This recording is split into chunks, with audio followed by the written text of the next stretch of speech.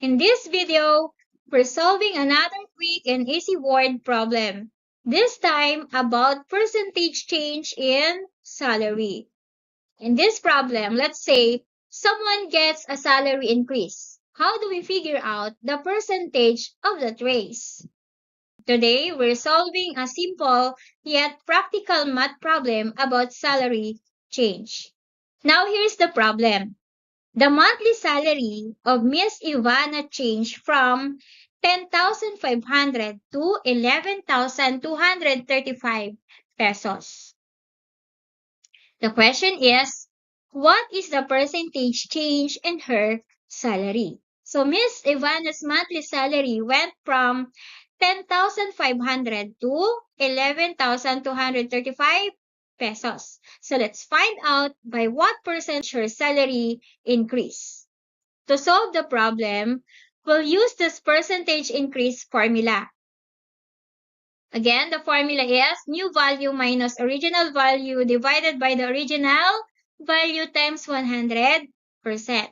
So the first step is to identify the given. We have the original amount or the original value and the new value. So again, the original value from the problem is the original salary and the new value is the new salary.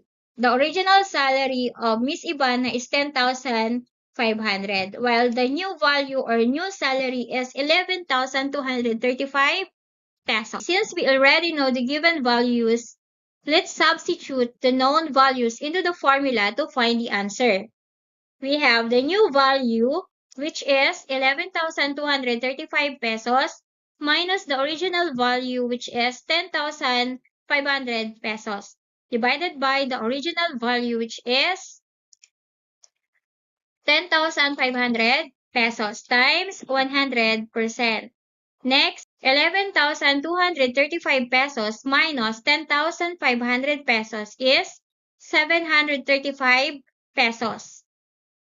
735 pesos is the increase. Next, divided by the original value, we have 10,500 pesos times 100%. Next, let's divide 735 pesos divided by 10,500 pesos times 100% is 0.07. To get the percentage, we multiply it by 100%. So 0.07 times 100% is 7%. So the percentage change in Miss Ivana's salary is 7%. This means that her new salary is 7% higher than her old salary. So she got a raise or increase in her monthly pay. So that means her salary increased by 7%, which is 735 pesos. So that is how to compute the percentage salary. And that's all for now. Thank you for watching. I hope this helped you. Keep learning, keep growing, and thank you for watching.